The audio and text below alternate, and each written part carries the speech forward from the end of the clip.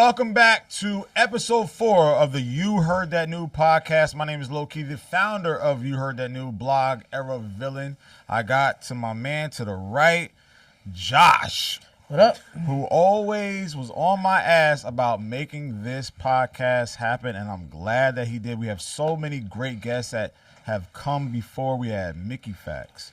We had Yo Q. We had J1. And today, let's talk about it. We made it happen through DMs and emails and text messages and power of the internet, man. The internet. Brooklyn's own. My guy. Introduce yourself, sir. Kai Cash, $ for the S. I'm here, man. Happy to be here. Cash rules. Yes, sir. Before we get to the music, the holiday season is here. Facts. It's almost leaving us. How was your Christmas? What are you doing for New Year's? It was good. I spent time with my girl and her family, so it was just like a real lovey Christmas. Yeah, like. But you was working. Open gifts. Yeah, facts. Always. Work don't stop. You know, open gifts. Just had a good time. Ate great. Slept. Like I've been taking this time, bro. This holiday season to relax. You've been moving, so it's about time you put a little. We just got off tour, exactly. So I'm just like, bro, we could talk about the tour. Yeah, bro. We could talk about you inserting yourself in the back. Yeah, it's early. We early in. We could talk about your roots. We could talk about your relationships. Like we could talk about the new music that's been coming out, the freestyles. Bro, we could talk about our Twitter exchange when I sent you the beat, we could talk about that. That's a fact. Where does Kai's inspiration come from? Brooklyn. That's a great one. Where does it come from? Who does it come from? Like the origin of it, it's my upbringing. Okay. Like I come up from Little Kim Junior Mafia. I got the chance to see that in its height. Like, granted, I was very young. I'm like 3-4 years old, but it's like that's something that I seen early, and I was like, I want to do this. Whatever this is, I want to be able to do this when I get of age. Is there a personal connection, or is this just like you in that environment? It's a little bit of both. Okay. Because as children, like my dad, my Uncle D-Rock, like they had us, the kids, there. Like we was present to what was going on. Like we in the studios. We had the video shoots. Who are the kids? Who's D-Rock? So D-Rock who's D-Rock? is Big's best friend, right? Okay. Notorious B.I.G.'s best friend. Okay. It's like also my pop's older brother. Like, all right. Yeah. They grew up together from young. So his son, me, and another one of our cousins, we kind of grew up together under that umbrella. Like we watching them. We under that regime. You feel me? Like we go to the studios, we had video shoots, like early. Yeah. So for me, it's just like this is what I'm seeing from. And this is your life, and this is what you're used to. Right. This is my life, and this is what I'm used to. And then I have, when I go back home, it's different. Like, I go back home to mom's. It's like, I'm in the hood. I got to go to school. I got my friends from the neighborhood. What part of Brooklyn? I was in Cypress Hills for the most part, right? Like, okay. New York, Cypress Hills area. Right. My pops is from the Sty. I went to school in fucking Clinton Hills. Okay. So it's just like, You was around. You was all around. Yeah, I'm Brooklyn through and through. I got family everywhere in Brooklyn and everything, but. Tilden High School. Fire. I went to Laughlin. Oh, okay. You feel me? So it's like, my daughter goes to school. My daughters go to school down the block from Bishop Laughlin. Fire. Yeah. Great area, by the way. It is. But yeah, expensive.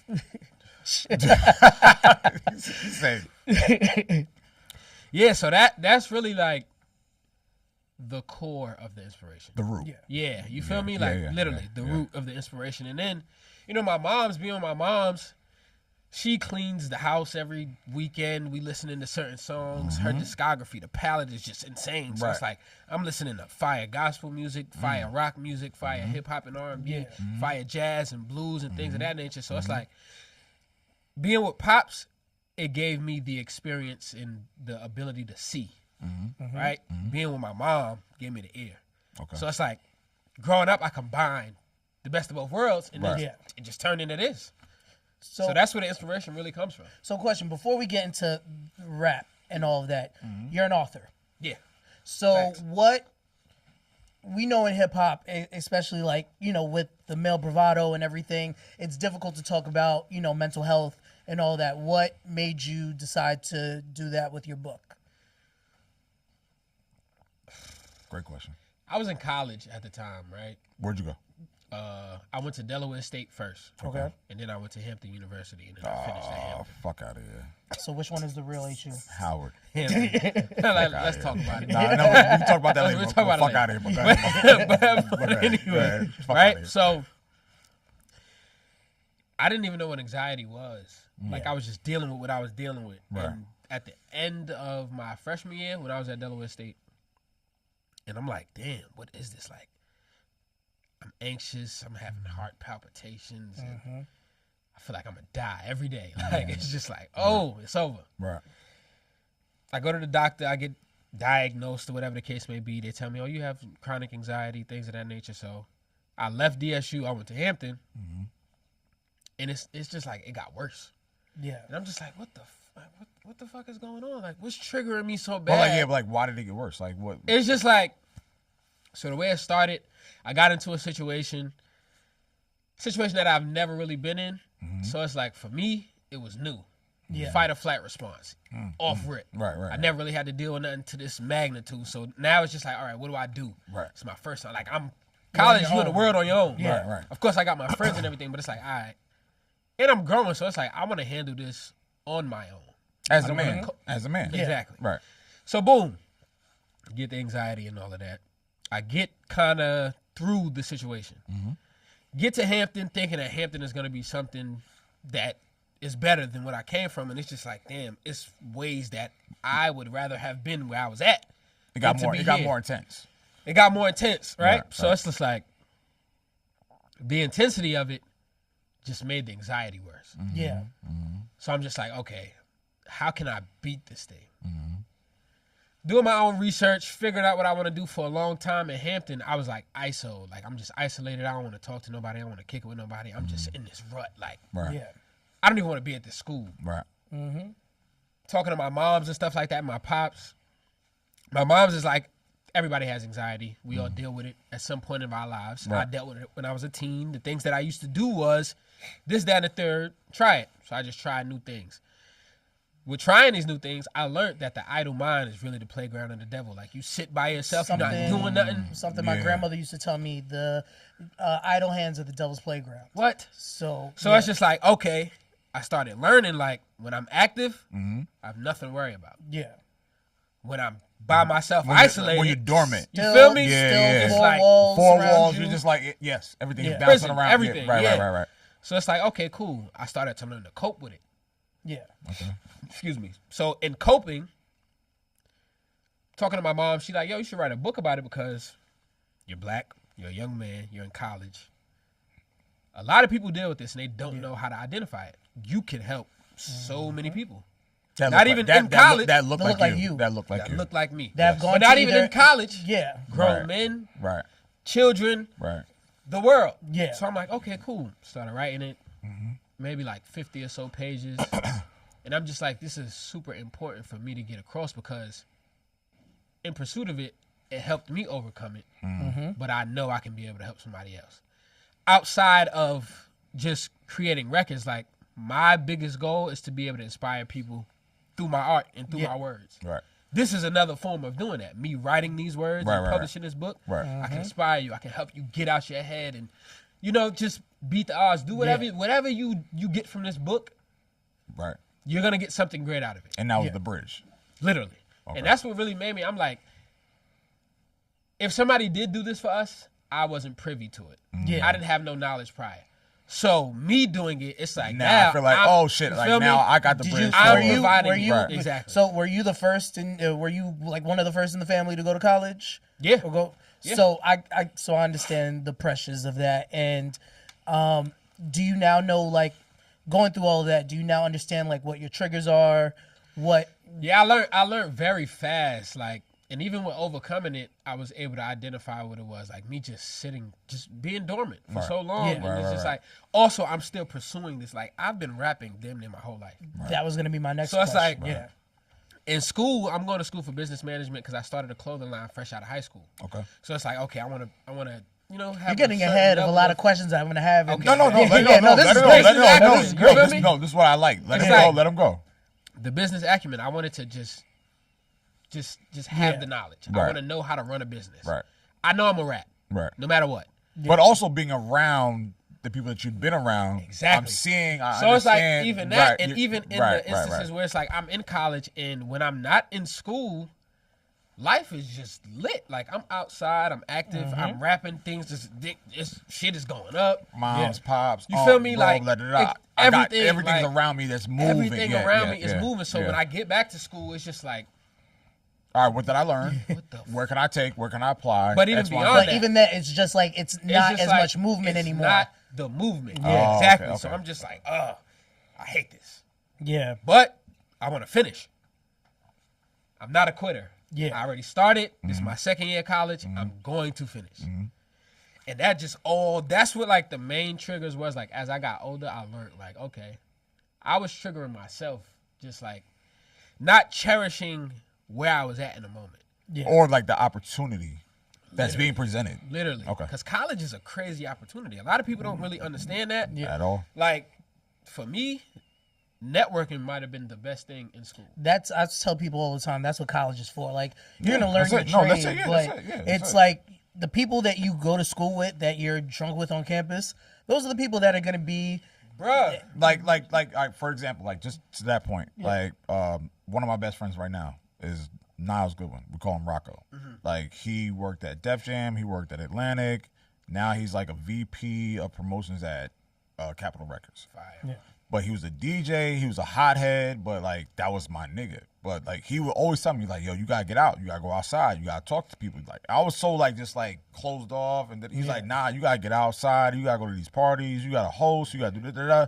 So I get that, but I just never understood it because I was so sheltered because I came from like a suburban area. Like I grew up in like fucking Princeton, South Brunswick. You feel what I'm saying? Like so, yeah, I was all the way out there, but he was from Plainfield. Yeah. You feel what I'm saying? So it's like he understood the gripes and the grind, but he was like, nah, nigga, like we in a different world, like you said. Facts. We in a different world. So now we gotta move, we gotta get it. Yeah. He understood it way more than I did. Now that I understand it, he was telling me this shit when I was getting into college. But he running around Def Jam promotions at the radio station, like just like he was getting to it. I went to college with Christian Castro, and everybody talks about Chris, and I was always in internship, so like I was never really on campus. But when I would see Chris, like our boy Zeke, he would carry his crates. He was in and around DJs, and then he got his internship at Def Jam. Right. And then he went from Def Jam, he got a high position, I think, at Warner, and then he ended up at Rock Nation as a VP at Rock Nation. Right. So like these are the people like, you know, that I'm looking back, I'm like, I used to play spades with this dude. I used to do dominoes here. J. Cole, when he told everybody freshman orientation, I'm going to be a rapper or I'm going to play basketball, I laughed. We all like you always have that person that says, "Yo, I'm gonna be this, I'm gonna be that." Like, listen, nah, shut up. Like you telling me freshman orientation, first time I see you, 17, you're gonna be like, "Oh, I'm gonna be a rapper." Like, and nigga, I remember talking to him like right before he got signed to Jay, and he was like, "Some things is happening right now." And I was like, I saw him at Roosevelt Fields in Long Island. He's like, "Some things are happening right now." I'm like, "Get the fuck out of here." I'm like, "Sure." And then I open up the source, and I'm like, boom. And I call him, and he's like, he just started laughing. He's like, "Ha." He's like, "I'll talk to you later." so that can kind of correlate to your path and what's going on right now. You know what I mean? Like, I'm sure you had those aspirations, or you had that mindset of like, all right, I'm gonna be, you know, even being around what you saw at a young age. Yeah. Like you probably was like, oh yeah, that I love that. Bruh, definitely. Like, if you ask anybody about my childhood, it's like music has always been damn near the only thing I put everything into. Like I tried sports, I didn't fuck with it. Okay. I've always been like an artsy kid. I like to draw, but you like music, to express yourself. You feel exactly. Right. And art is like my best way of expressing myself because I don't really do a lot of talking. Like unless I'm in a setting like this or something, I'm more of an observer. I like to pay attention to what's going on. Right. Art is it for me. And music has always been it for me. So it's just like, going back to what's the inspiration question, seeing how far I've come. from where I come from and seeing how far I've come, like that's all the inspiration I need. It's just because it's always another level to reach. Yeah, and that's really the biggest thing for me. So all right, so the college thing happens. You know, Hampton. You start expressing yourself. You start writing. You know, your mother told you to put it on pen and pad, whatever the case is. How does the music part come into play? So I never. I've always been rapping, right? Right. Yeah. Right. I made my first song when I was 7 years old. I got it on my phone and everything. I can play it for y'all now. Is it good? It's great. Great? It's great. Great. For a 7-year-old, this shit is fire. What? Watch me y'all hear it. So I've always been recording. Like, in those years, and this is a time where it's like, I don't know how to put no music. It's like, if you're not signed to a label, it's impossible for you to put music anywhere. At the time when I'm 7, because at that time, so it just seems so distant. Me? Distant By from you. literally. So by the time I'm like 10 and I'm on MySpace and I'm creating backgrounds and coding and all that extra shit, I learned how to upload my own music to my MySpace page. That was like my first way of getting music out there, right? That was the first outlet. Literally. Got you. Boom. So time continues to progress. I'm in high school now. Right. Like 14, SoundCloud is becoming a bigger thing. Right. Started doing freestyles, putting them on SoundCloud. I'm just rapping other niggas' beats. Right. Boom. But it's still something that I'm like, I'm shy about expressing. I don't want Like to something's share not that connecting. And at this feel me? point, it's do like your parents know that you're rapping at my this parents point? always know. Oh, okay. My parents have always known. This is not something I hid. I never had to hide it. More so like school and things like that. Like my close friends would know like he can rap. Yeah. But I was a shy kid, so it's like he rather not let nobody else know that. But Just like just my niggas. Right. Yeah. Right. so in high school when the SoundCloud era starts popping, like I'm rapping and stuff like that. I got a little following on Instagram. I'm not really telling people on a day-to-day that I got SoundCloud and all that extra stuff. Right. Like I'm getting streams and all that stuff from just Instagram followers. But you're not aggressively putting not it pushing- out there. yeah, like, I'm not yo, pushing the this narrative. is me. This is da-da. You You're feel not me? doing, you're not doing It's that. like I'm in high school. I'm trying to get big and work out. Right. I'm trying to. Right. I get the clothing line going because I'm trying to make some quick money. Right. And I got this vision. Right. So I started doing all the other shit, but I'm still making. At this point, I can say music is like my greatest hobby.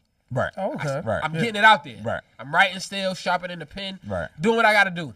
So by the time I get to college, is when I'm getting introduced to like TuneCore, CD Baby, DistroKid. Now it's like, okay, I have an outlet to where I can control how to distribute everything. And monetize. Exactly. Right. So now, by 2015, 2016, SoundCloud is way bigger than what it was when I first started out. Of course. So now I'm just putting shit out there.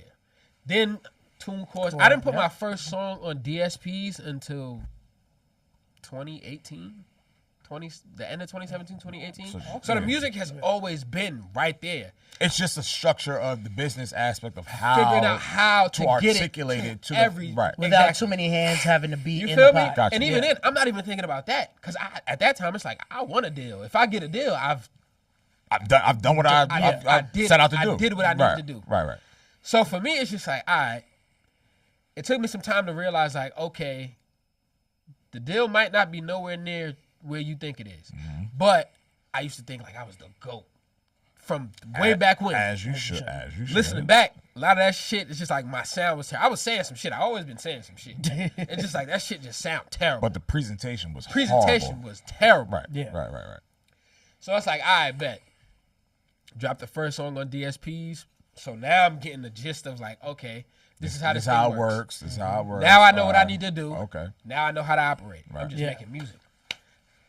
In school at Hampton, I had to come out of that rut that I was come out of in. your shell. Exactly. So in order to do that, like it took some time. Right. Yeah. With me coming out of the rut, I'm finding niggas that make music. One of my You mans find got producers. You feel me? Find Find producers. writers. You find a nigga you that got studio. engineers. You find your community. Literally. Perfect. In Hampton, Virginia, like in Virginia, Yeah. it ain't really shit going on. So to find that, especially in somewhere like Hampton, community. literally, Right. to find the community, bro, it was like, you gotta seek. How the fuck am I gonna find this community? Right. Yeah. Right. But I'm adamant about this thing because now I'm older and I know how to operate in this field. And it's something that you love. Literally. Right. So now I'm going out my way to figure out how to bring it to me. Right. How am I going to find my tribe and bring the tribe to me? Right. Yeah. I ended up doing that. So I'm getting more comfortable. I'm free flowing now. The music is just going. Right. I kid y'all not, by my third, fourth release on DSPs, I got a song called The West with 03 Greedo and King Combs. It goes digital. Crazy. I remember that song. Digital. Yep. So much so, I don't know what the fuck to do. I'm still young. I'm still in school. Because you're not familiar, I don't know what this even. You're not feels familiar like. with the traction of what that feels You're like. just getting. You're just constantly getting updates on your phone. And literally, bro, this is like my fourth song out. So I'm just like, oh shit. I actually did what I set out to do. I'm like, oh. But you didn't know how to actually. So young, at what point do you call your pops and be like, "Yo, pops, I got some shit." The craziest point is, pops has always been a part of the process. Oh, okay. My pops was there after we made the West, right? This is how crazy we're going down a real rabbit hole. This is the whole point. The West, I made the West by myself, right? It's me and my manager V. We was in the studio. I had just got to LA. They lost my bags. I had no clothes. I'm like, fuck it. I'm gonna go to the studio. Just work. Right. I made probably 8 songs in that session. The West ends up being the last song that I make. Right. But it's on some playful shit. Like I hear the beat and that flow that everybody loved from that song is the first thing that comes to mind. Yeah. But I didn't have no words. I'm just like, You just mumbling. You like, just literally. Yeah. So me and my manager, we laughing. The engineer's laughing. So I'm like, nah, I might really need to do this. Yeah. I started writing it out. Boom, I just do the verse. No hook, no second verse, no nothing. I go around. I'm in LA for the time. It's the summertime. I'm in LA. I'm hanging around my niggas and all that. We partying. We doing whatever we do. We playing the song. I'm playing the song for niggas. Yeah. I played the song for King Combs. He like, nah, I need to get on this. Cool. We end up at Chris Brown crib one day. Playing for Chris Brown. Chris Brown is like, I knew it was gonna be crazy. He immediately started dancing like he's just on some like he just vibing out to it. He like, nah. You need to drop. Nothing's on it but this verse. He like, you need to drop this shit right now. Right. I'm like, oh shit. All right, cool. So I get the second verse done. We like, damn, we don't have no hook. Because at first it was my verse and then it was King Combs' verse. And it was like back to back, no hook. Right. So I'm with the guys and they just like, yo, we need somebody from out here to get on the song. So niggas is like, damn. 03 Greedo. He's buzzing right now. He got some controversy. He about to turn himself in. Let's get him. So on and so forth. Let's get him. The nigga pulls up to the studio by himself. You know, LA is one of them places. Like, it's a crazy place. Yeah. It's depending where you politically, at. It's like it's a sectors intense, and it's like it's an intense place. Very. Greedo's is a gang affiliated and everything. The nigga pulled up on us, bro, by himself, literally. By himself. He come to the studio, it's probably like 10 to 15 of us in there. He hear the shit. He look at me, he like, this shit hard. You don't need me on this. I'm like, nah, I don't want to hear that. Like, I need you on this. Because I just need something. Yeah, I need a different swing. So, you feel me? Yeah. I talked to the engineer. I'm like, yo, separate these verses. Right. I need give me another 16. Greedo goes in the booth immediately. I took a deal just to beat that indictment. My New York grapes helped me sightsee on deck, man. So he's going. He get the first 8 bars out. He like, that's it. I was about to say, because it's only 8 bars that I heard. He like, I don't know. We all just like, what? You don't need to do nothing. Yeah, like, oh no, we're good. Stay right there. Stay right there. Yeah.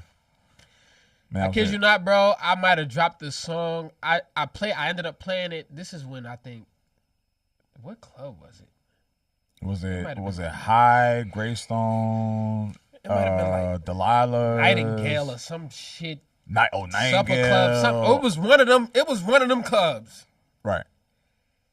We went in there. Played DJ it. Susswan was the DJ in there. We sent him the record.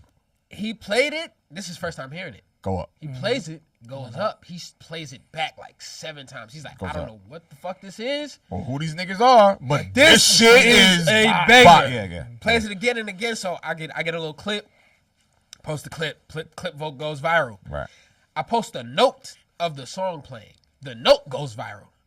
I'm like, okay, let me stop playing. Put it on SoundCloud, right? Testing the waters. I'm in the world. I'm just doing shit.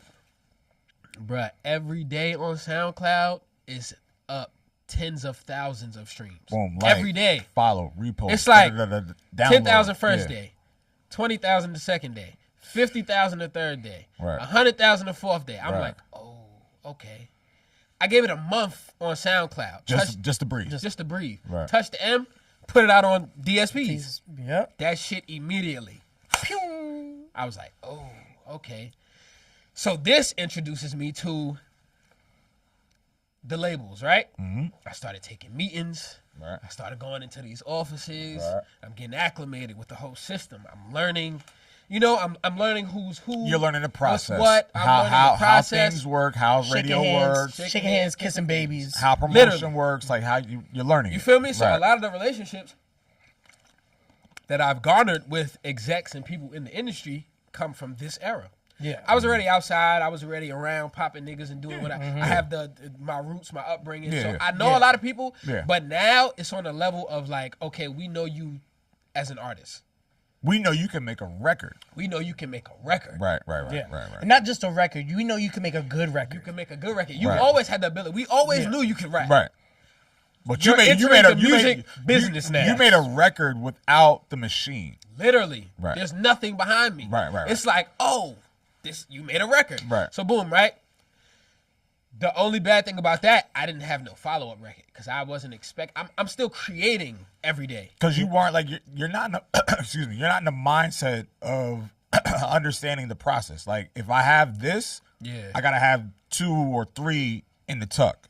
Literally, you're just going I'm just not even that. You're not in the thought process of now with social media having 20 pieces of content to go along with the song. Right. You feel me? So you're like, all right, let's keep it moving. You don't just live in it. So to get back to the point of my pops, I'm at this video shoot one day and Greedo pulls up. He's like, yo, this is my pops. He's like, yo, I will fly all 3 out of New York before this nigga turns himself in. Shoot this video in New York. It's going to do what it needs to do. Right. Me, I'm just not listening. Yeah, not listening. I'm just in it. I'm like, nah, this shit. You're riding high. You feel me? Like, I don't think we need to do that. You're not thinking about like, I wish we would have did it. Yeah, of course. But it's just like Pops has always been a part of the process, even from there to me getting signed to Generation Now to today. It's just like he has always been. Even the first song I made when I was 7, that burnt CD. He had the copy of it. Like I had one copy, he got another copy. Right. And it's just like he's going around the streets playing this shit. So every time I'm with him and his homies, they like, we heard that shit. Like Pops was always pushing the narrative. Like my son, a vital part is a rapper. Right. He's going to be a rapper. He's going to be the greatest rapper that ever lived. Right. To this day. And like the crazy part about that is, we had Jay Wan up here last week. Yeah.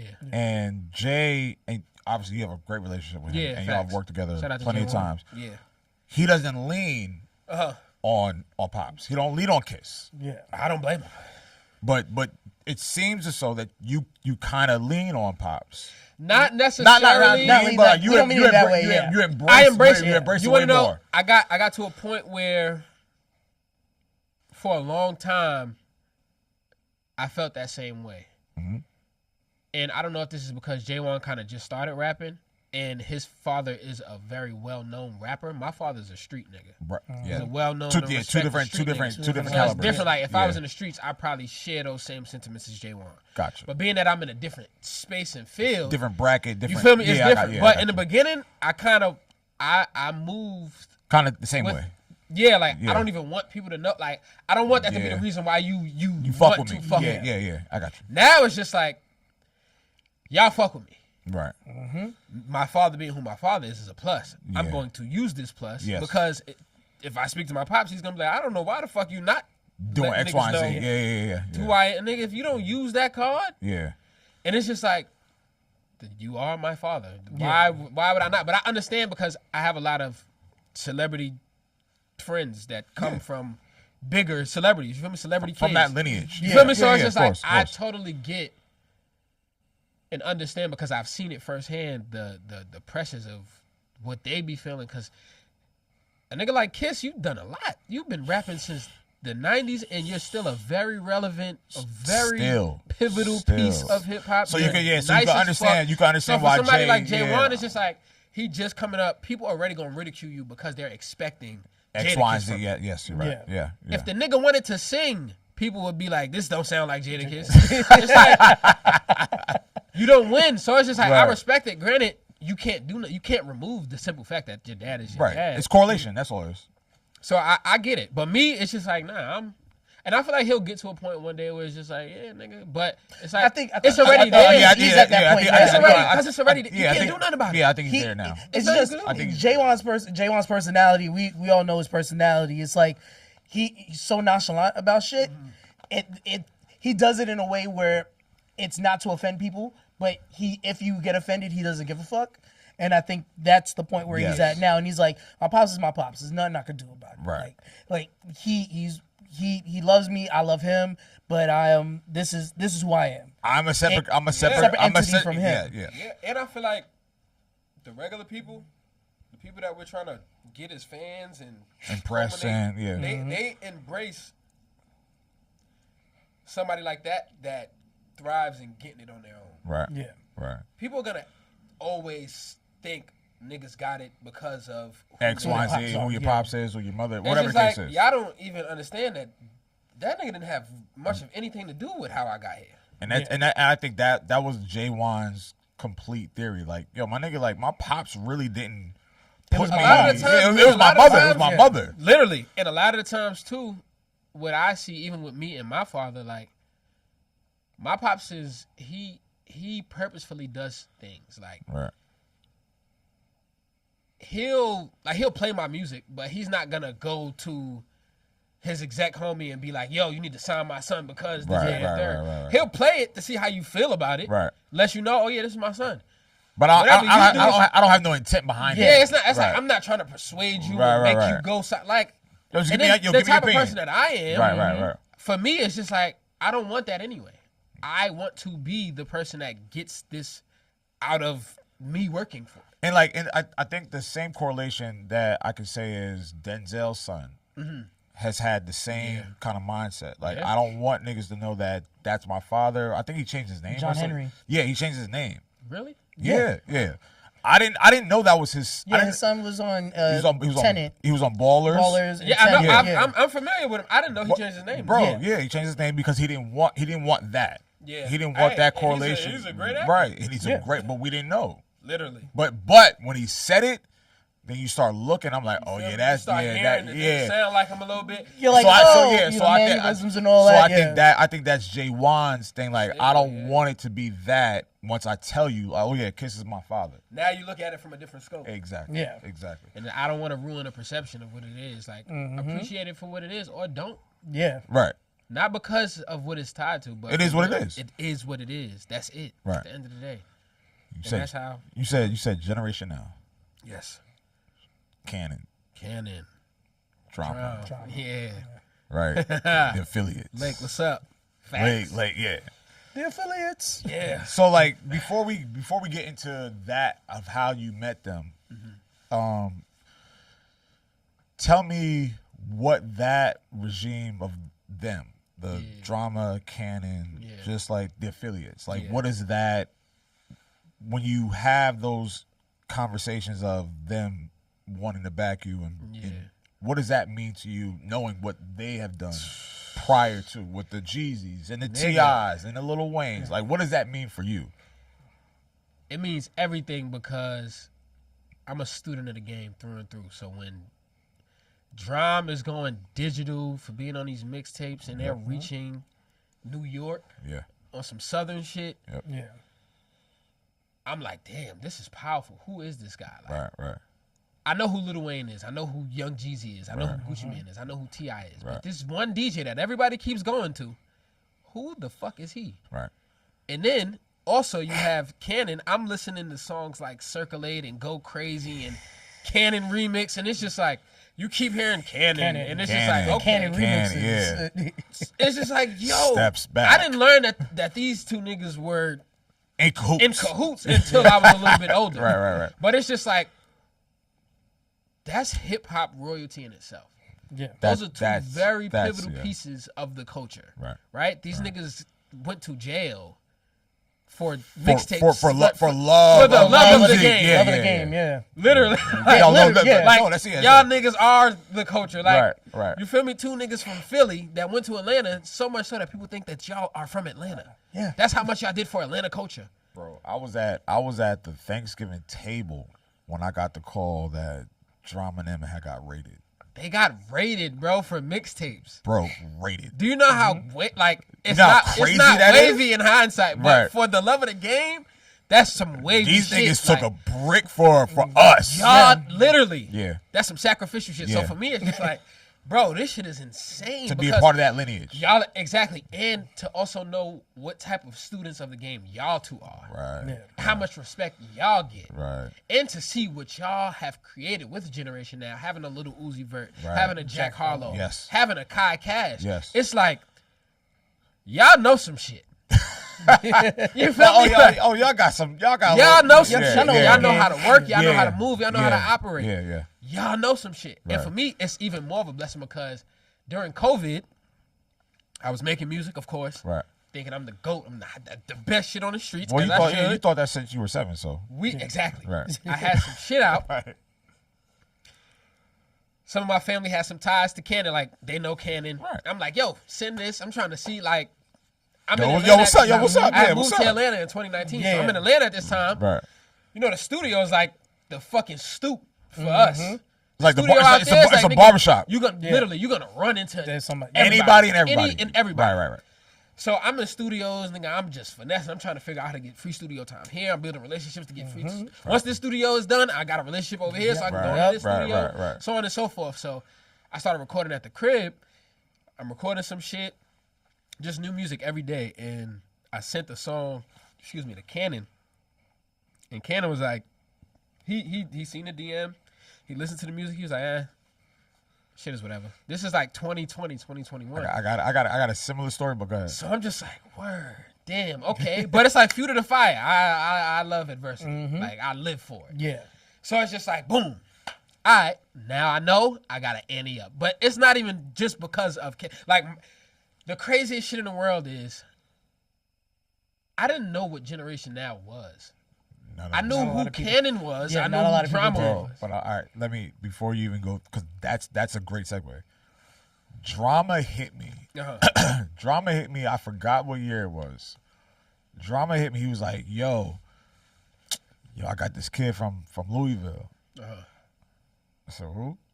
Like, no, he DM me. Drum, like, I know you know the story. Drum DM me. He was like, yo, I got this kid from Louisville. Yo, check him out. I was like, all right. So I played it. I'm like, this shit sucks. But I didn't tell him that. I was just like, all right, whatever. Like, I kind of just like brushed it off. Yeah. It was Jack Harlow. Yep. Yeah. That nigga told me about 3 or 4 years. He was like, yo, I got this kid from Louisville, Kentucky. He about to be And I was just like, okay, so I'm glad I'm not the only one that did something like that. Yeah, the J. Cole situation. Yeah, fact. I know, but I was just like, I'm like, all right, bro. I don't know what would have came from that. Yeah. Because he was telling me, because I'm very cool Drum, very cool Ken. Yeah. He's telling me that for a reason. Yeah. Right? So I don't know if I jumped on it or if I said like da-da-da, it could have been something like with you or whatever the case is. I was like, Everybody's story different though. Yeah. But so boom, right? I'm not familiar with what Generation Now is, but I'm familiar with their artists. Right. So it's just like, okay, cool, right? So once Canon basically declines everything that we tried to send his way, I'm like, all right, cool, it's not the end of the world. That is fuel. Right. Just go harder. Keep dropping, go harder. I'm dropping shit, it's getting traction. I'm doing things, getting more traction. I'm just doing what I gotta do, right? Right. 2022, me and my brother Nico Brim, we end up on Corday's tour, maybe like the last leg of it. We do the tour. I got this song called "Can We Talk Out" featuring Devon Terrell. It's kind of going up in New York. Devon Terrell is another one. Facts. Jersey kid. Animal. Right. Yeah. It's bubbling in New York. Right. Enough is playing it on the radio. It's also buzzing in Atlanta because I stay in Atlanta at this time. Yeah, that's your hub. My people while I'm on tour, my people are out pushing it in the clubs. Right. So it's like, okay, we getting traction. Right. So it's moving around the A. Right. I get off tour, putting out more music. I'm just doing what I do. I'm making money from TuneCore. Like I'm living, right? Yeah. One day, one of my uncles who's close with Lake, he's just like, he hit me. He like, yo, I got this nigga Lake. He got a label. He out there in the A. He want to meet with you. My pops is kind of on me about the same thing. He like, yo, you need to go take this meeting. So one day I was supposed to go take the meeting, but something with my mom's had happened, so I wasn't able to take the meeting. So my pops called me. He like, bro, like, fuck you doing? What the fuck are you doing? Like, what are you talking about right now? Right. You better hope he's able to take this meeting tomorrow. Like, you can't do stuff like this. Mm-hmm. So I'm just like, you're right. Like, my fault. My bad. I'm tripping. I am tripping. Right. So boom, I take the meeting with Lake, right? Lake and Drum is there. Lake, Drum, the A&R, Willie Joe is in there. We just sitting. It's me and my manager. I let my manager just choose all the music. Right. Yeah. Mind you, this is 2 years after Canon was like, right? Yeah. So boom, playing the music. Nigga, this is the first, I always tell this story because this is how true it is. This is the first label meeting that I ever went to where I was allowed to play more than 4 records. Okay. You know, regular label meetings when you go into these offices 30 in the city, seconds. 30 seconds of a record. Maybe 2 or 3. You feel me? Maybe. Right. I'm at the Gina office is the studio, so I feel it's already cozy. Like, all right, you home, playing music, home. Literally. Yeah. I'm playing music. Nigga, we get to about song 15. Shit. And we just like, yeah, that's it. Lake is just like, shit, we want to sign you. Like, at that moment, right, he's there. Like, the only person you got to get through is Canon. Canon is the rap guy. He's the harsh critic. He don't like shit. This is circle of life. Circle of life. Right. Drum is fucking with it, but it's hard for me to tell because Drum is in his phone. Yeah, like, he's doing the exact thing. That's the exact Lake is like, he's attentive, but he's also on his phone. So I'm just reading the room. I'm like, am I fucking, like, are you fucking with me or like, da-da-da? But I'm like, fuck. I'm at 15 songs. They got to fuck with something. They would have cut it. If they not fucking with you, they would cut it off at 5. You feel me? Yeah. So boom, right? So they like, yo, where you be recording at? I'm like, shit, in the crib. They like, pull up to the studio. You good? Okay, cool. Oh. Maybe like the second, third session, I kid you not, Canon just walks in. He like, yo, what up? Uh-oh. I'm like, oh shit, what's good? Like, he like, I got some shit for you. He gave me a beat, right? Okay. Chop it up. He leave the room. I'm like, oh, that's the guy. Like, I know if I impress Canon, I'm good. Yeah. Not to cut you off, but did y'all ever have that conversation? Yeah. Okay. All right. Canon right now, Canon is my mentor. Like, oh, yeah. You feel me? Like, it turned into that. Does he do the thing where he's like, well, I mean, you were, that song was there. Nah, he's here, you know. Canon is an asshole. No, yeah. Canon, nigga, we spoke about that the first time. He's like, nigga, that shit was ass. Like, that shit was terrible. Yeah. So that's why I want to ask you, like, that's why I want to ask you, like, what was that first conversation after you've impressed Lake and Drop? Like, what was that first conversation? I brought it up, like, yeah, nah, I'm here now. Like, he was like, yeah, that first shit was weak, nigga. That shit was ass. You better now, like. And that was it. That was just like, all right, we laughed about it. Gotcha. We got back to the. And that was it. It's no hard feelings. It's like that shit helped me get to where I'm at right now. So it's like, so he gives me the beat. I kid y'all not, I finished that shit in 20 minutes, full song. Right. He like, oh shit, okay, bet. But he cool about it. He like, fire. I'm like, all right, cool. So now time progressing, they let me know, like, nah. Oh, boy, you're not leaving the building. Like, you here. Basically, like, you here. Is he your harshest critic, Canon? No. Now, I wouldn't, like over there. Over there? Nah, I wouldn't even say, I just make, I'm not gonna lie, y'all. I don't make no bad music. I'm not saying you make bad music. I'm just saying who's gonna push and test you. The criticism, it's like, I would say Lake maybe is probably the one that is listening is just like, I don't know, this song. Yeah, that's all I'm asking. Yeah. Who's the one that gives you? This song is whatever you can do better because we know. That's what I'm asking. Yeah, that's what I'm asking. Canon is like, if Canon don't like some shit, I'll send it to him on the text. He might not respond to it. That's how I know, like, oh, yeah, he's not fucking with it. He ain't fucking with it.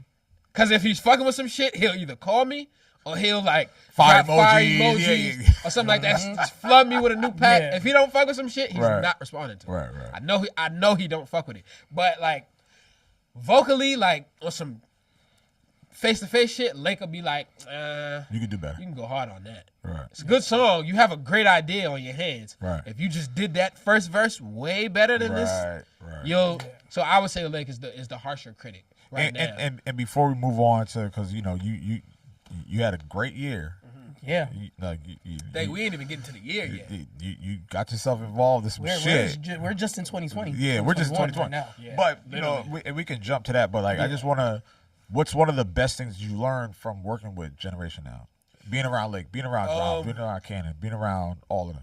I would say a lot of the shit I used to hear about the like label system, it doesn't exist over there because they're more of a boutique, and I actually love that. Right. And that's why I went with them, because from the first meeting, it was just like, it made me feel like I was a part of a real family. Gotcha. Yeah. I knew if I would have went straight into like signing straight to Atlantic or signing straight to a Def Jam, it's like, it's a place where you can be shelved fast. Right. You cannot be prioritized. You're like siloed. You're siloed away. They got bigger acts. So until you make your mark and prove your point. So to get back to the question, what I did learn is, how can I word this?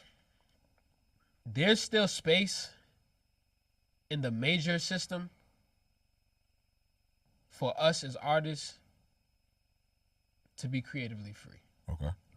And I think if we listen to a lot of people's stories, niggas that signed to labels and shit like that for years and years, it's always been like, I don't got no creative control. Right. This, that, and the third. Like that, for me, it's a blessing that I don't have that issue. That doesn't exist in your world. It does not exist at all in my ecosystem. Right. It's just like, sometimes but when I first got into the system, because I'm not familiar with how it's ran, I would do certain shit where it's just like, I'm kind of waiting on y'all to tell me what to do. Yeah. And they had to kind of get on me like, bruh, do what the fuck you want to do. It's a blank canvas. Just paint. Your boat. Like, drive it. Yeah. Drive it. We'll jump on board. Like, but if this is not the situation and you need us to drive the boat until tell us. you get it, tell us. We can also do that. Yeah. So for me, what I learned with them is just like, when a motherfucker is really in your corner, you feel it, and they give a fuck. You feel it.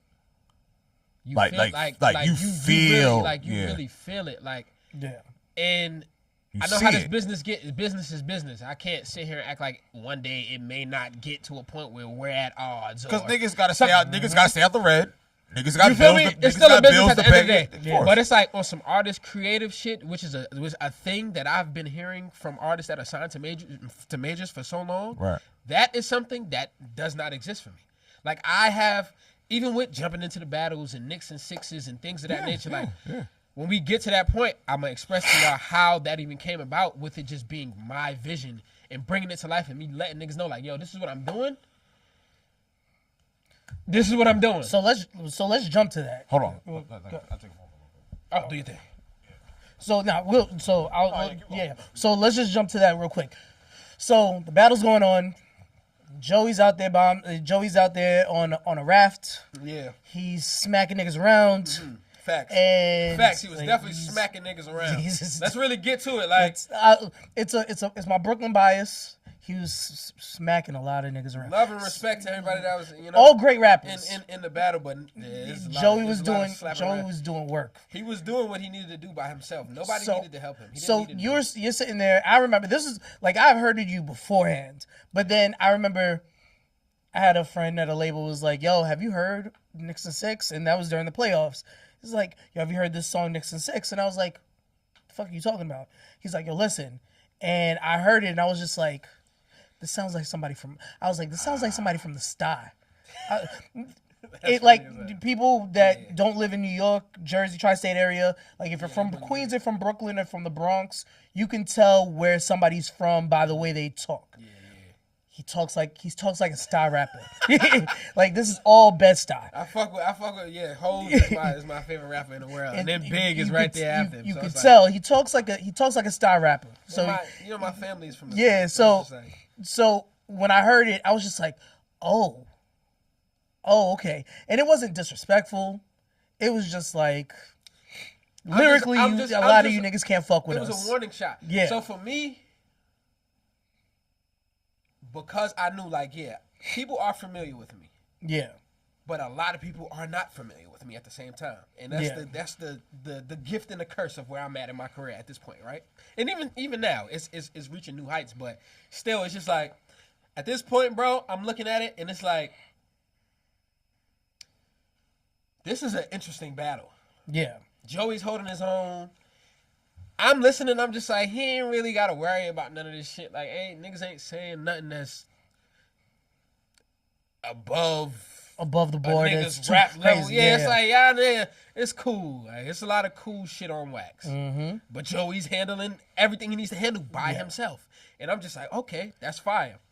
But you're like watching all these niggas jump in, right? Once Reason jumped in, and he made a song called The Dead Apple,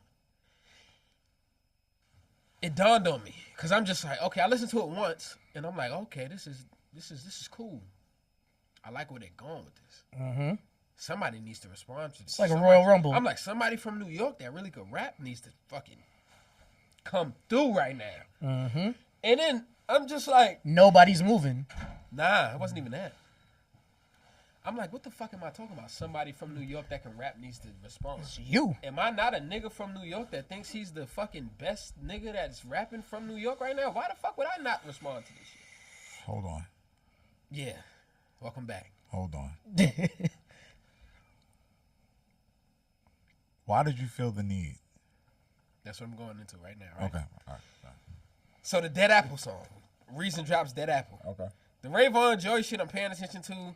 Mm-hmm. Joey's handling what he need to handle. Right. It's like, okay, right. You got this nigga in the bag. Right. Reason jumps out. But shout to Rayvon because Dead Apple. Nah, facts. Yeah, he did his thing. Shout to Rayvon. Shout to out to everybody involved. Everybody right? that jumped in. Yeah. Joey just didn't need no allies. Yeah. So Reason comes, and it's just like, okay, cool. The Dead Apple song. I get to a point where I'm listening, and it's funny because Canon, going back to Canon, in the midst of this battle, he already like hinted at like, nigga, you need to jump out there and do something. He's putting the battery back. But it's on some wait. This is before Dead Apple. Yeah. This is before Dead Apple, right? This is when it's just Joey and Rayvon going back and forth. Wait, so he's little like Nuggets. He only did it one time. And but this is that's early. enough. That's all you needed. This is early in the battle. So this is early. And I'm just like, I brushed it off because this is like, bro, these niggas is doing what they need to do. Yeah. They back and forth. They handling their handles. They doing what they need to do, right? Boom. Reason, Dead Apple. I get to a point where the song drops. It comes out. This is not the New York I know, all of that extra shit. I'm just like, that was cool. Somebody from New York should respond to this nigga. Mm-hmm. So for a minute, it's not me. I'm just like, somebody who, and I'm just like, who the fuck is gonna do it? Are you asking yourself? Yo, somebody. Subconsciously, you're asking I yourself. was asking myself because I wasn't even asking. Because you're watching this as I a was fan. saying it. I'm watching. You're asking a rhetorical question to yourself. Literally, as a consumer, I'm like, Right. yo, these niggas is rapping. Okay, this is cool. And I'm sure it's fun at this point. Every day, bro. All these years watching. I'm watching this shit. I want in. I'm seeing a new East Coast West Coast beef without the fatality. Like, yeah. Like, I'm like, okay, I want this is parts. cool. This is some rap shit. I want parts. It wasn't even that. I'm gonna tell you, this is the funniest shit in the world. I kid y'all not. Right. The Dead Apple shit drops. It's probably like 3-4 days, right? Nigga, I'm at home. I have a gathering at my crib. Me and my girl drunk. We get into an argument, right? I'm so mad. Like, I'm fucking frustrated. I'm just like, she just got me so tight. Oh, this your girl fault? Yes. Wait, this your girl fault? Yes. So you jumped in this shit because of your girl? Yes. Have you ever said this? Yes. Not to this magnitude, though. All right. So, boom, right? And shout to your girl. Like my girl, yeah. No disrespect. Thank you for the inspiration. Thank you so much. No disrespect. She got me so fucking mad. And it's just like, There's nothing I can do. Right, I'm fucking I gotta angry. I gotta let this find shit an out outlet. somewhere. I gotta find nigga, an I outlet. kid you not, it's 3 a.m, nigga. The lights is off, nigga. I'm on my phone, bro. Writing. Mapping the whole shit out of my brain. Because I'm just like, all right. Now I have a reason to get into this battle. Dead Apple is the main reason, but my girl just get me so mad, she helped me figure out where to start. Yeah. Wow. I wrote the whole song that night out of frustration. I took my anger out from the anger I have toward her. I took out on Reason and Rayvon. Literally. Have you ever told her this? No. I took it out on y'all niggas. So you just that is the product of me being upset with my girl. You never told your girl. Oh no. She I told her. I never told Reason and Rayvon. Because I spoke to Reason and Rayvon. Oh, okay. But you never told them. I never told them this is why this happened. Hey, listen. So boom, right? You guys caught a stray because y'all niggas caught strays because for one, your girl pissed them my off. My girl pissed me off, and y'all started talking about New York City, right? I mentioned that in the song. Yeah, of course. This shit didn't have nothing to do with me. I was a fan. Right, yeah. Of the battle until y'all involved the whole New York. But you wanted to have fun. But I had to answer that rhetorical question too, because it's just like, why the fuck am I expecting anybody else from where I'm from to do my job? Ooh. What kind of rap nigga am I? If I let a nigga phrasing it like that. If I let any nigga, I don't give a fuck if we cool or we not. If I let any nigga that can rap, right, do this thing, right, that I know I can do better, right, yeah, and he gets off with it, I'm not gonna jump in after because now it's not an original idea. Right. Yeah. Right. It's just like I would have left it alone. Mm-hmm. But this is sparked. So now the craziest thing ever. This is how the stars just are like God. This is God speaking to me. Right. I finished it. I text Canon immediately. Nigga, I'm getting in a battle tomorrow. What do you say? He's like, there we go. Boom. He was waiting for that. Waiting. Cause what's one thing I learned with them two? Them niggas, with them three niggas, they gonna let you do what you do. It's like tests. We're gonna see how you operate, how bad you want this shit. You gotta understand. Drum, Canon, all them niggas have been around all of that shit. Everything that you like, you're engulfing in. You feel me? They've been around all that shit. Like actually, like dead in the middle of a bunch of that shit. Me being their artist, they like, all right, we're gonna see what you gonna do. What you made of? If you gonna get in this battle, you are. It'll be beautiful if you did, but if you don't, that's something that we looking at. Did niggas hit you with the, well, nigga, ain't you from New York? No. Oh, niggas ain't hit you. Look, I'm gonna tell you how this is why I said adversity for me. Yeah. In this field, it's like my best friend. Yeah. Wow. Because it brings some shit out of me that on a regular, you might not meet it. When it's time, when I feel like my back is against the wall. That pain, when your back is against the wall, that pain, that brings out a different animal in anybody. My pen is already crazy. When my back is against that wall, it becomes sharper. There's nothing or nobody that's fucking with me. Yeah. And I really feel this. Right. In Nixon 6, prime example, right? So I recorded it, right? Nixon 6. My cameraman comes in. He don't know what's going on. Right. He like, yo, Kai, I ain't gonna lie, you need to jump into this battle. My engineer, shout out to Dylan. Little do you know, my engineer nigga. Looked at him. My engineer, you're like, hold my beer. Hold my beer. Hold my whiskey real quick. My engineer's a white boy. He looked at him. He said, "The fuck are you talking about? You think you got a good idea?" or nigga, where you been at? That's what I'm like. Where you been at, my nigga? Where you? You think you doing something? Right. Listen to this shit. Right. Mind you, nigga, the beat. Shout out to Luca. My boy Luca came and produced the beat. This is how, as soon as I got to the studio, I didn't have no producer. I didn't have nothing. Right. I'm in a group chat. It's me, J1, Fergie Baby, Nico. It's Life of Tom. It's mad rappers, bro. New York niggas. Yeah. So I'm letting niggas know. New York rappers. Yeah, the new energy, the new blood. Literally. Right. I'm letting niggas know. I'm like, yo. I'm going. I'm dropping today. Right. I'm going. Yeah. J1 was already, he's like, nigga, that's crazy. I'm dropping today too. They was on go. Me and J1 we talking about it. He was like, yo, I'm gonna drop at this time. I'm like, all right, cool. I'm gonna drop at this time. So initially, J1 was gonna drop first. I was gonna drop like 30 minutes after. Right. J1, you took too long. Boom, right? I'm in the studio already. I got the producer. I'm like, yo, what can I do? I'm like, I know what to do. Call the producer. I say, yo, look, we're gonna sample 2 West Coast songs, right? I need niggas to feel my energy. I'm not going on no slow boom bap shit. I'm not, I want the first half, I want niggas to hear me talking. Yeah. I don't want no drums. You want it to be clear. You want your voice to be there, right? I want you to know what beat this is. Mm-hmm. And on that second half, I want to have fun. Let's take it to New York. Yeah. Right? So boom. Motherfucking Little Ghetto Boys. First half, I said, look, let's isolate everything. Yeah. Take them vocals out. Yeah.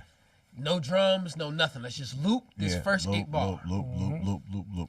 Boom! I got off that first part of the beat. Yeah. What's your favorite bars on that? A brand new team just starting the season, feeling like Brown in Cleveland. 556 make it hard to heal. I'm talking more odds than evens. Name worth knowing the dog is here. I'm not just barking either. A nigga say NY down way bad just gave me more of a reason. So I'm talking a reason right now, right? Headshot. Mm-hmm. But in the beginning of the song, I also said, never needed reasoning, just needed someone eager for it. A simple ray of joy is going to make this feel a bit appeasing. I remember I heard that, and I was like, because so I got at both of them in my first 2 bars. When I heard that, I was like, who the fuck is this? Who the fuck do you think he is? No, I didn't even care. That's what I wanted everybody to feel like, that's right? How I felt like, who the fuck this nigga think he is? And I knew that's what everybody was going to feel like, because it's just like, I said, who is this nigga? Yeah. Why does he feel like he is important enough to jump into who the fuck does he think But I had he to is? make sure I got my point across so beautifully that once you finish the song, that's no longer a question in your mind. Right. Yeah. Right. So, mind you, I finished the first half. Let me tell you. So let me rewind a little bit. I didn't finish the whole song that night when I was writing it. Right. I finished the first half. Okay. So that whole, however long I rapped for that first half of that beat, I finished the night I was in my bed. Yeah. I finished the second half in the studio that day. The day you released it? Yeah. Okay. So I'm like, second half, where do we go? I said I needed to be airy. I needed to be something that they still recognize, but I need us to have drums from where I'm from. Right. Yeah. Murder was the case. So to me, I'm thinking, I'm like, is murder, is that like giving off too much? And then I'm just like, fuck no. Fuck it. Fuck it, nigga, I'm a rap. Like, this is the sport. Like, what are we doing? What we're supposed to do. Murder was the case. Yep. Put some New York fucking drillish drums on this shit. Make it sound dark. I know what I'm going to do. I wrote the whole second half after he constructed the beat, right? So, boom. This how amped I was. I knew in my brain, I said, this is going to do something for me. Right. This is going to do something for the game. Right. But for me, this is going to do something crazy. Yeah. I texted, we got a whole GN group chat. Me, Lake, Drum, Canon, the A&Rs, my manager. We all in this group chat. At first, I texted to Canon. Canon is like, Canon, the producer in Canon. He's like, wait, let me amplify the drums. I didn't tell him what the plans was at first. I just because he wanted to actually fully mix it. He wanted to really produce this thing. Yeah. So it might be pushing 4 o'clock, 4:30 p.m. J1 didn't drop yet. So I'm like, yo. What's up? J1 is about to drop in 30 minutes. Yeah. I need this. Canon, you might be busy. I need to put this shit. He's like, oh, no. Let it fly. I sent it into the group chat now with everybody in it. Yeah. My cameraman is there at the point in time. We like, what the fuck are we going to call it? I ended up saying, I feel like Jalen Brunson. I'm talking about Knicks and 6. Sending y'all boys to Cancun. We're going to give them expensive trips. So I'm like, Knicks and 6. I just looked up a picture on Google. I kid you not. ASAP Rocky running. He had a Knicks. Somebody put it on Twitter, matter of fact. Right. It was a meme. Right. The Knicks was going crazy in the finals. It's a lot going on. Yeah. So it's like, okay, bet.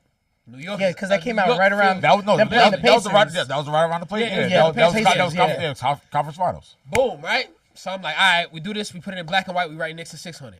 I kid you not. I'm like masterminding this shit. Right. So I just like. Wayno has been working with us to a capacity, so now I'm tapped in with Wayno. Wayno just so happened to be live at the very moment that you dropped. That I'm about to drop. Right. So I said, oh shit. To Wayno. He's live right now listening to this Discord. Yeah. He's familiar with me. I texted to him. Boom. He's on live stream. He's like, I got the video on there. He said, oh shit. Kai Cash just dropped something, y'all.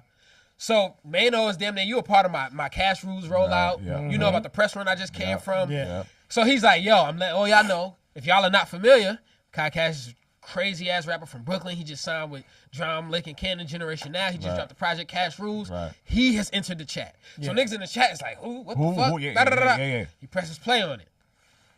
You hear the intro. W's in the chat. W's, flames. Boom. Sent it to him, right? I said, I get on Twitter DM. DJ Head. I just came from DJ Head and Gina Views. I didn't get to rap up there. So this is their first time meeting me during my press run. And it was just like, okay, this y'all new artist, cool. Right. We're more interested in talking to Drum and Cannon. You're just here. Yeah. I mean, I respected it. I'm like, y'all don't know who I am. Of course, yeah. More fuel to my fire, though. It's just like, okay. Right. So you sent it to both of them. And the funny thing is, at that point in time, and I got to give credit to Gina. Like a motherfucker. Get in the booth. I gave her in the booth. No matter, it was West Coast, East Coast. Gina was like, rap. Niggas is rap. Get in the booth and rap. I'm a fan of whoever's coming out here to rap. So I gotta give credit to Gina. Yeah. Shout out to Gina was like, I don't give a fuck where y'all. Always DJ Head. Bro, but Gina was like, I don't give a fuck where y'all niggas from. Get in the fucking booth and rap. I would stand on this chair, but I'm too afraid to. You feel me? Like I might have thanked Gina the day after, because once she DJ Head posted the link, Wayno now posted the link. Right. Gina Views was just like, Kai Cash is into the chat. She posted. That's all she posted. She didn't post no link or nothing. Yeah. But I dropped it on Twitter too, like just straight audio with the cover on. Nigga, that shit started going digital. So then all the other music blogs start picking it up. Brooklyn rapper Kai Cash. A lot of the West Coast blogs start picking it up. And niggas is just like, whoa. Wasn't familiar with this nigga. Wasn't familiar with his game. And there was a lot of people that came out of the East and the West, like Prince Angeles, my nigga, Lil Poppy, like they all jumped in and jumped in and had fun with it. And I feel like, bro, I birthed a nation when I jumped out. Can I just say something? Some of you niggas should not have jumped in. Nah, for sure. Some of the shit. Some of you niggas should just shut the fuck up. All right, we're not here for that. Okay. We're not here for that. Nah, we're not here for that. Because I was going to agree with it. But it is what it is. It is, I get it. Shout out to y'all for doing what y'all love to do. But and before we get to the final part of like where you're about to go. Yeah. What's the one thing you take away from that whole experience when it comes to you creating, when it comes to you being involved in that kind of atmosphere? Like what do you take from that, and then how do you apply that in case another situation, like building and capitalizing on moments? Yeah. So you want to know what's so funny? To go back to that situation, I was prepared for somebody to respond to me. Nobody did. You had stuff in the tuck? Yeah, I had beat ideas and everything. I was gonna take. You were ready for one person. I was ready for whoever. Oh, okay, all right. Whoever. Right. That's just the way I was writing in this. You were prepared for that. Yeah, for whoever. Yeah, gotcha. But from this, what I was able to like take away is, it's important to get yourself involved. Especially when you have that ability and it's important to believe in yourself. It's important to believe in yourself first. Right. Because me 2-3 years ago, I probably would have never jumped out of there. Gotcha. Right. I was just so fired up and believing in myself. I did that, and a lot of the fans were upset. But I had we had this tour date in LA, and I ended up running into Rayvon and Reason. And when we seen each other, nigga, we spoke about it. We laughed about it. We gave each other five. It's a sport. It's a sport. We don't have no we don't got no beef with each other. Like some people was like, oh, niggas is buddy, but it's like, no, I'm supposed to spar with you. I gotta spar with you. 50 Cent will always say hip hop is a contact sport. Literally, I gotta hit you. I have to hit you. And I'm sure, and I'm expecting a nigga to hit me back. But I'm sure niggas was like, yo, what you said? Niggas is just like, I know Reese was like, motherfucker. A lot of niggas, but I gotta get it off. I spoke to Rayvon. Rayvon was like, it got too murky after I jumped in. Too many people started jumping in. Gotcha, and it's just like, now I'm at the point where it's just like, I'm not about to respond to everybody. Yeah, it wasn't pure. At that point, it's just like, all right, that's just giving out free. It's not fun no more. We can't give nobody, we can't just be giving niggas free promo. It's not fun no more. All right, we did what we did. It is what it is. All right, cool. It's over. Spoke to Reason, ended up getting on Reason's project. We got a dope song out. Boom. But just learning to putting yourself out there and how important it is gonna open. It opens a lot of eyes. Right. And unfortunately, controversy is always gonna sell. Yeah. Like a motherfucker. No matter what it is. That's something that I also did learn. Any press is good press. There it is. It's just like controversy Unfortunately. is going to sell. But also, I learned, for me, Right. to always trust myself and trust my vision, because that was that whole play was entirely mine. Like Right everything came from in here. And even I dropped a freestyle called Preacher Man maybe 2 days later, and I dropped it in the chat, and I'm like, yo, I'm dropping this today. And Drum had texted me. He was like, why are you moving so fast? And I was like, not gonna lie, you gotta recognize me moving fast is why we are receiving so much momentum right now. There it is. I dropped it. They was like, okay, cool. I dropped it. I kid y'all not. That shit might have got 2,000-3,000 retweets in the first hour. But see, that goes back to your point about them saying, like, we're not going to drive the boat for you. Literally. Right? So now you taking that into hindsight, like, all right, cool. I have a moment right now. Yeah, I gotta capitalize. Whether Can is right there, whether Drama's right there, whether Lincoln's right there, like I'm letting y'all know. I have to capitalize. I'm going, and I'm gonna continue to keep going. And you know the craziest thing is, before all of this, my year was already nuts. Right. Yeah. Me and Nico opened the last Dreamville. Right. I dropped Cash Rules. Right. Then we did the ATM tour, where it's just me and him headlining. We did 5 cities. Right. I went on a press run. Right. I went to everybody. Right. Then I dropped Nixon 6. Right. I got the most recognition from dropping Nixon 6. Right. Yeah. From this year. Right. From there, I just started going. Tapped in with Joey Badass. Got on his album. Tapped in with J1. Tapped in with. I mean, me and J1. Yeah. Also, I just want like- to say just like- the track with you and Joey Badass, the Brooklyn track. Finest? Yeah. My nigga, Thank you It was. Thank you, bro. smoked that. It was something that it's very remarkable and very admirable to watch someone who doesn't have the momentum or the big record yet making himself well known with a machine behind them, and they're not even pushing or pulling a button. Literally, it could have went left. Even you saying that, like, it could have went left. Like, I sampled 2 big ass West Coast records. Like, we in the industry where it's just like, bro, if you not getting this shit cleared, this shit damn near won't ever come out. Yeah. Or we taking it down. Right. They was on some shit like, nigga, we need to figure out how the fuck to get this to the streets, because this is something. Yeah. So it's just like, all of that. It was all such a beautiful experience for me, because it was like, it was worth the it. second way worth it. It's It's like worth the it. second coming of the West record for me. Yeah. It's just like, oh, I'm back again. And I always believe, like, I'm always going to have those moments. Because you've had a few of those moments. I've had a few. I got songs with Chris Brown. The Chris Brown song was, But I think at this point, It's so you much different. knew It's what to do. You knew how to handle it. You want to know what's crazy? At the same time, there's so much beauty in this shit, because I knew what to do, but I didn't take it as far as I could have. Because I stopped dropping freestyles after. Because we started talking about a deluxe of Cash Rules. Yeah. So I got super into, like, the buttoned up bag. Like, all right, let me make sure. Making records. Yeah, so business is after tightened time up, progressed and, like, that momentum from that had died down, Yeah. I had a conversation with my A&R, and he was like, yo, why didn't you keep dropping after Preacher Man freestyle? And I was like, we started getting into the deluxe mode. Right. Yeah. So I turned all that shit off. Right. And it's just like, now, to the consumer, it probably just looked like, okay, now he's trying to sell something again. Yeah. Like I got what I needed. You feel from me? over I there. got what I needed from over here. Now right. I want y'all to buy this thing. And it's just like, Got you. they weren't probably necessarily ready for that just yet. And you didn't want to be disingenuous. You feel me?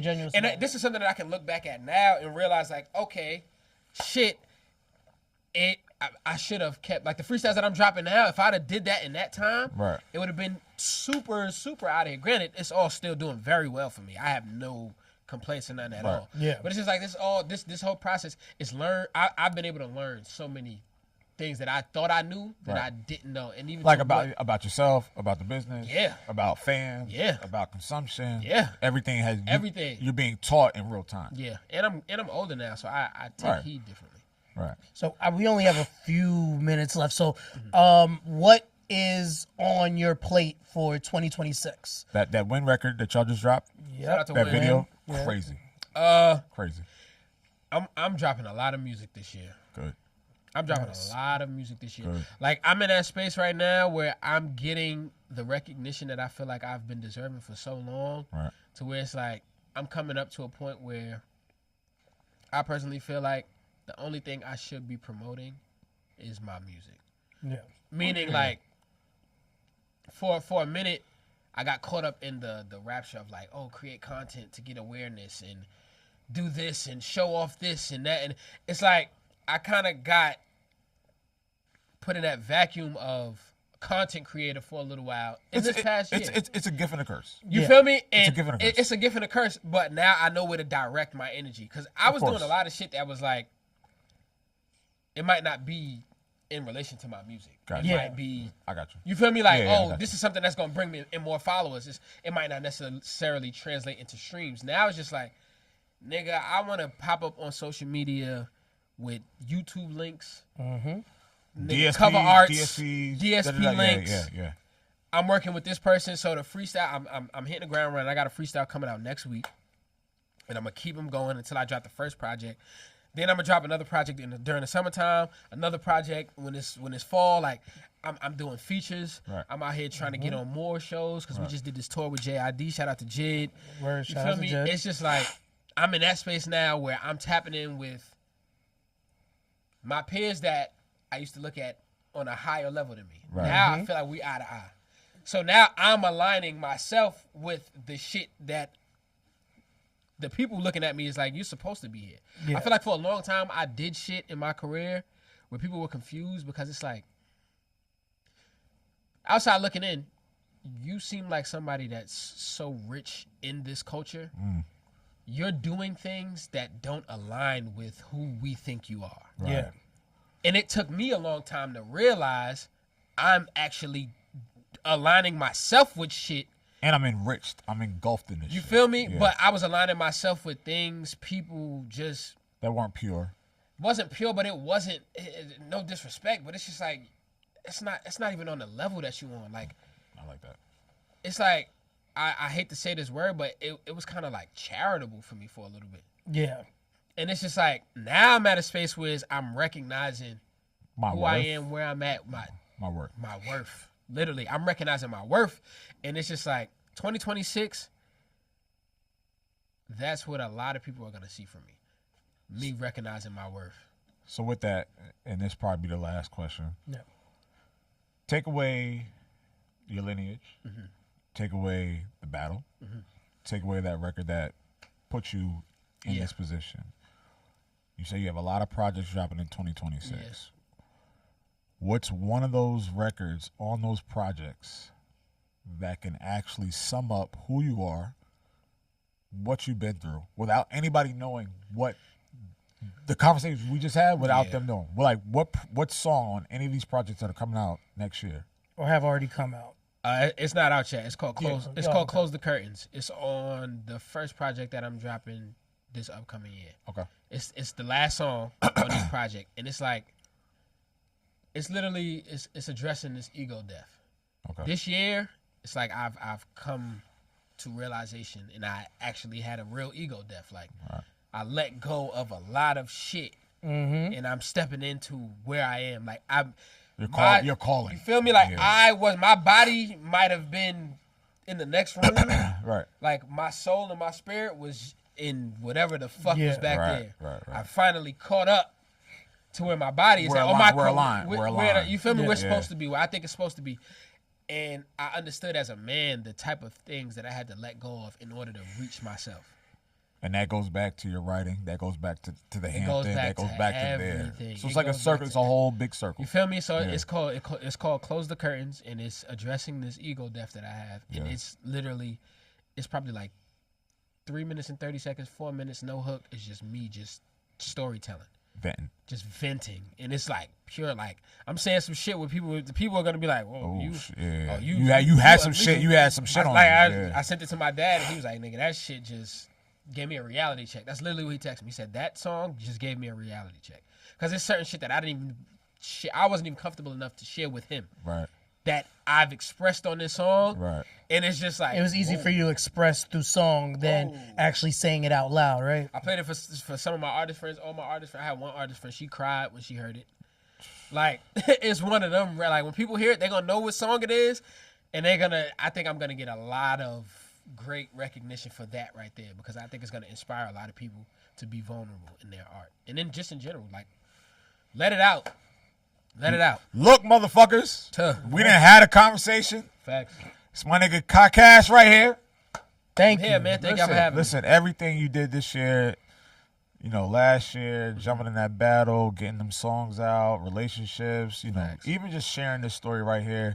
You say you got plenty of projects in 2026. I would love those exclusives in my fucking text message, please. I would Word. like, We got a group. we got the group chat. This is episode 4, correct? Episode 4. Episode 4. Let them know where they can find you out on the socials, on everything. Everywhere at Cash, KAICASH on DSPs. It's KAICA $H. You know, I wish Instagram would let me just put a $sign in my @ name, but we'll get there one day, man. They're making it difficult. I'll call them. Where they can find them? Where they can find you at, Josh? On everything, Airtight JC, HEIRTIGHT JC. And you can find me on LinkedIn as Joshua Christie if you want to talk business, music supervision. That nigga's old as shit. That nigga old I'm sorry, I'm a music supervisor. Old as shit. Nah, you can find me on LowKey UHTN on all platforms: TikTok, Twitter, Instagram, obviously on Apple Music, Rap Life every Wednesday. Yeah. And you find me right here next to my guy Josh. And anybody who sits on this couch, it's a beautiful conversation. This is the UHTN Pod. Like, subscribe, comment, follow. Who do you want to see us talk to next? We have a lot of shit going on. This is just the end of 2025. Facts. We already have 4. We got great guests. We got more dropping. We got plenty more dropping, plenty more guests. Cash, thank you for ending our year so beautifully. Yo, my thank nigga. y'all. Brooklyn's in the building. We're in Brooklyn. This is UHTN Pod, episode 4. We are fucking out, and we don't have a couch. We have separate seats, bitches. Yeah. Forever. Leave us alone.